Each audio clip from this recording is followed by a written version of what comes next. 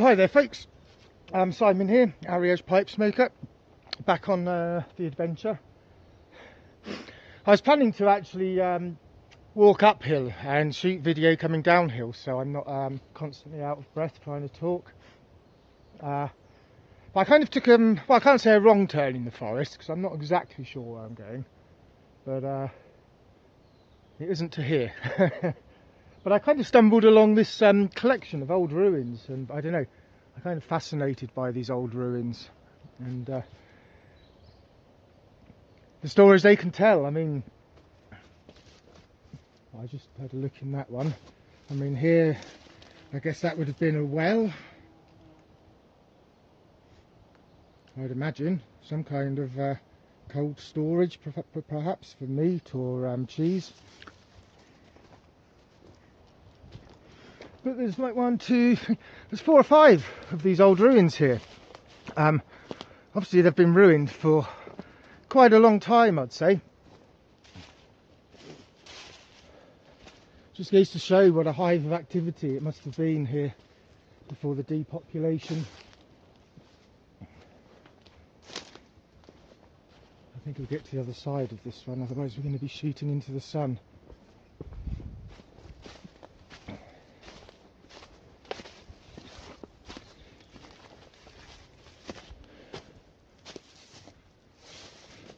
I don't know if we can see the steps on the old ridge that's left there.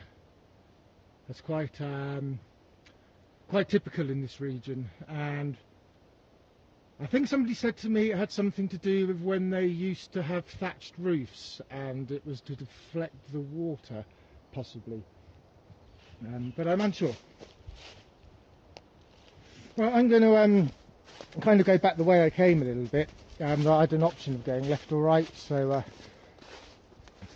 I was glad I found this little place anyway. But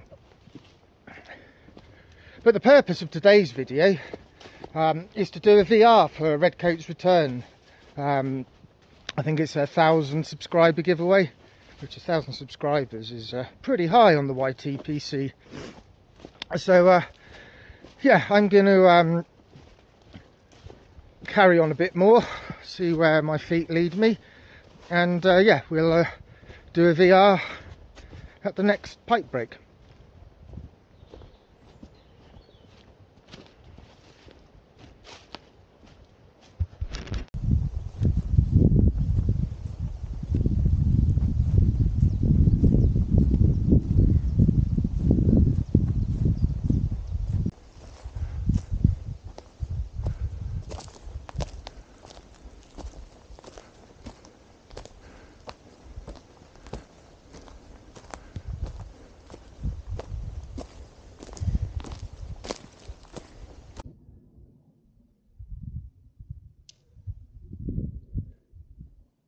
So this is called an Ariege, I believe. This one's locked up. Basically they're like a stone dome that's got covered in grass and moss. See, it's kind of invisible that there's any structure there from this side. And there's quite a few of these dotted around.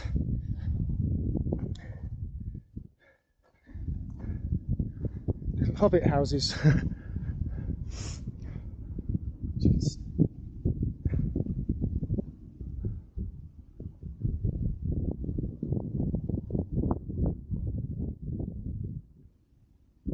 As you can see, we're getting pretty high up. Absolutely stunning. But I've just found this little cottagey barn here, so I'm going to sit down, have a banana and a swig of water, and maybe it's a good time to bring up the subject of pipes and tobaccos. Wow, imagine living here, eh?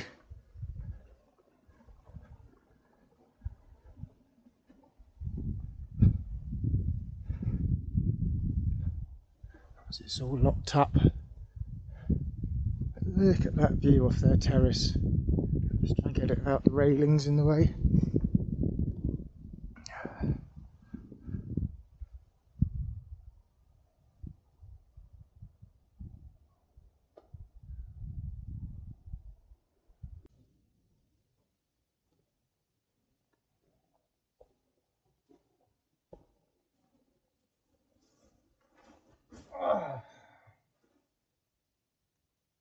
Hi there, folks.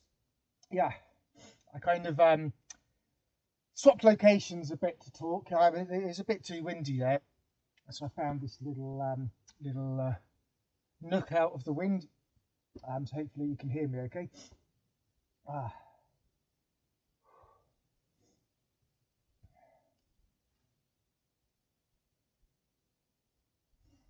So I suppose first things first, I won't be smoking. I won't be smoking it in. Got the George Jensen special. I love that for the day. And today's tobacco, it's Ralph's Burley Cup. I've done a review on this before. I actually picked the wrong tobacco up. I was planning to smoke Ariege Summer today.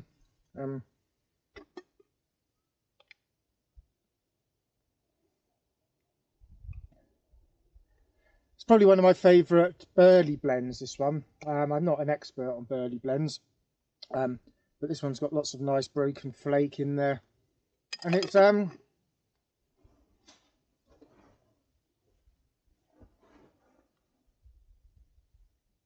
get that wonderful taste of the Burleys, that kind of sort of slightly nutty, probably some hints of sort of chocolatey coffee in there, but this is actually very well balanced with the Virginias. So I think even for non-Burley smokers, they'd probably get on with this because it's got a kind of nice inherent sweetness of the Virginias, and yeah, it's just got that nice Burley notes coming through quite consistently during the bowl.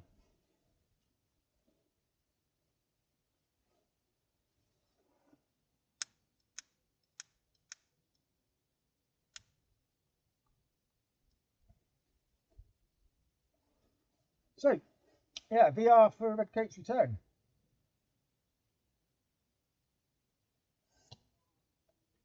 I'm probably going to paraphrase here slightly, but he wants us to choose our favourite famous pipe smoker, I believe. It's for his 1,000 subscriber giveaway. I'll put a link down to his channel below. Go and check him out. 1,000 subscribers is quite a milestone, I guess. It looks like he lives in a stunning place in Switzerland, I believe.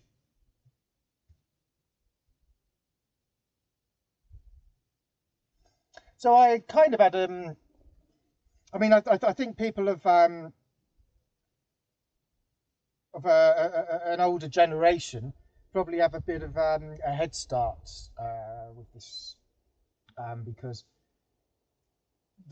obviously there aren't many famous pipe smokers from my generation to choose from, so you kind of have to look back in the past slightly. I mean, I guess it's Arnold Schwarzenegger, but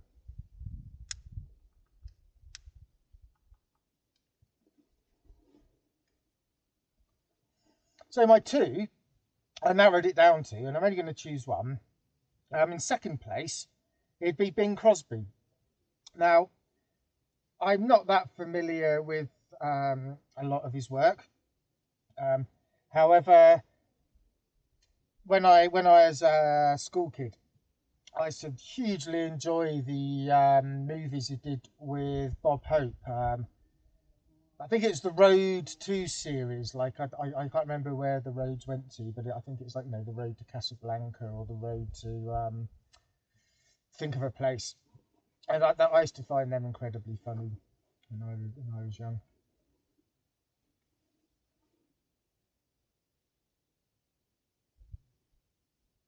But my person I'm going to choose is Yul Brenner.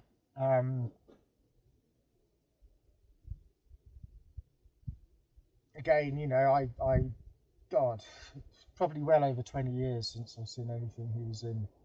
I guess the Magnificent Seven is the famous one, and he always seemed to be the coolest cowboy. I mean, I know he did some more classical roles, but you know, as a young boy, he was always the coolest cowboy, and I think it's because he's got quite an unusual face and sort of carries a bit of charisma.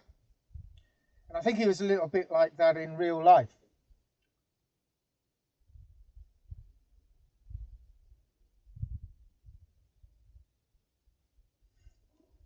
And as I believe, I'm not sure if his ashes were scattered or whether he was buried somewhere in France.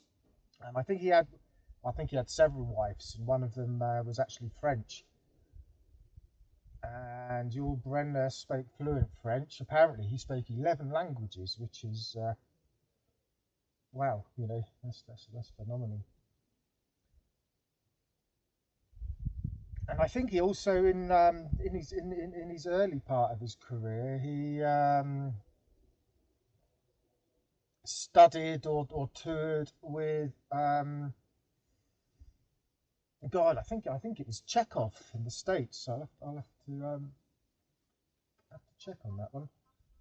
So yeah, really long, illustrious acting career. So yeah, Yul Brynner. That's my favourite famous pipe smoker.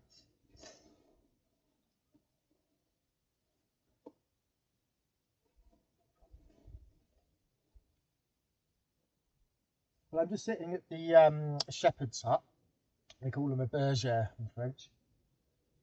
Kind of this area here, further on up, it's called the estive. It's basically the communal high altitude pasture, and in the summer all the cows will come up here. People just let their herds of cows run wild over the mountain, and the bergère or the shepherd, they try and keep the cows pushed up high for the summer, so they all the grass on top.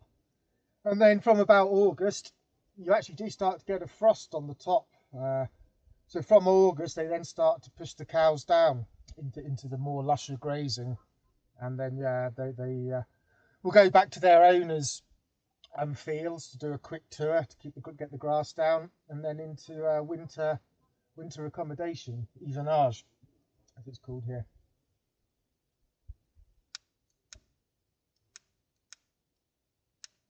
What's going on?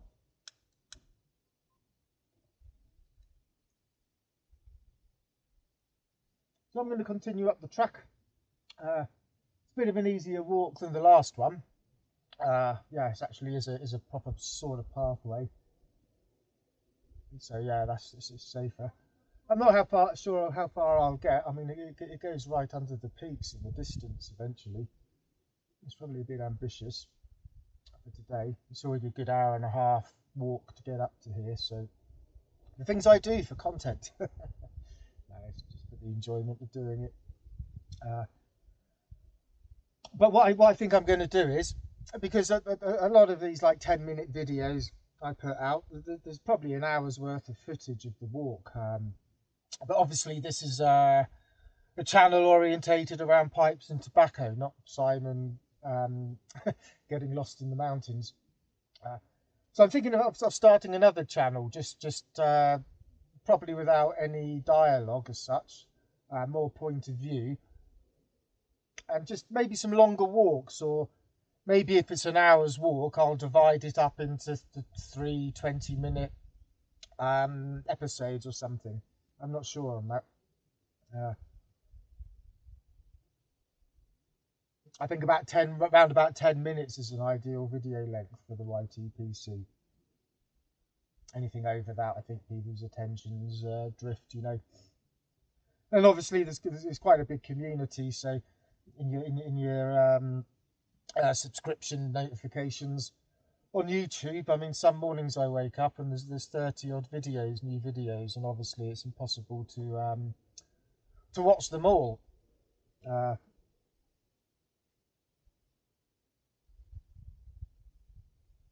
So I think a lot of people will naturally choose to watch 3 or 4 5-minute videos than one 25-minute video. That's my point, I think.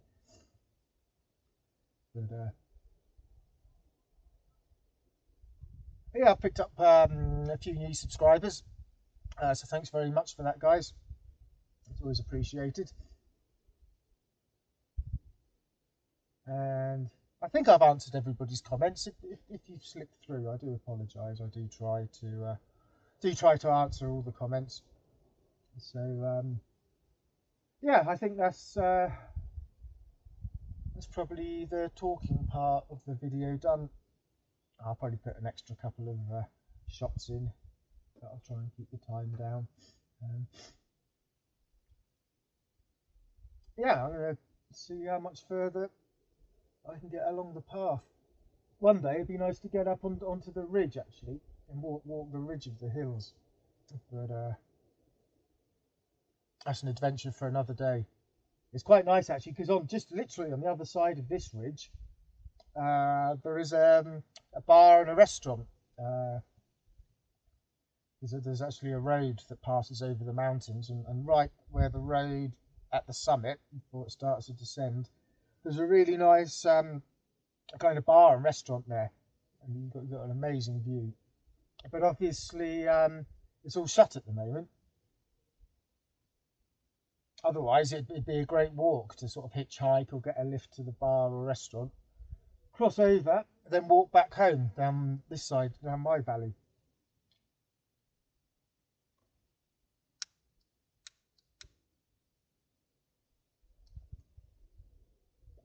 Alright then guys, thanks for your time as ever. Hope you enjoyed the video and the walk and the scenery, and see you on the next video. Take care guys and girls.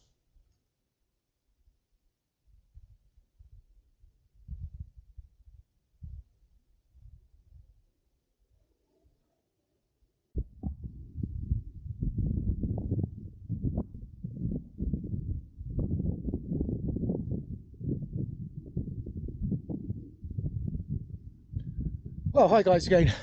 Special bonus footage for my mum. My mother is obsessed with snow, and as you can see behind me, I cannot really walk any further today, so there's a bit of snow for my mum, and yeah, it's actually quite cold up here. It's hot and sunny. I'm sweating, but I say the air temperature's only about 5 or 6 degrees. And I'm not very prepared to go much further. I'm getting hungry now, so I'm going to trundle on back home. And yeah, signing off the second time in one video. Alright guys, thanks a lot, and yeah, catch you on the next one, yeah?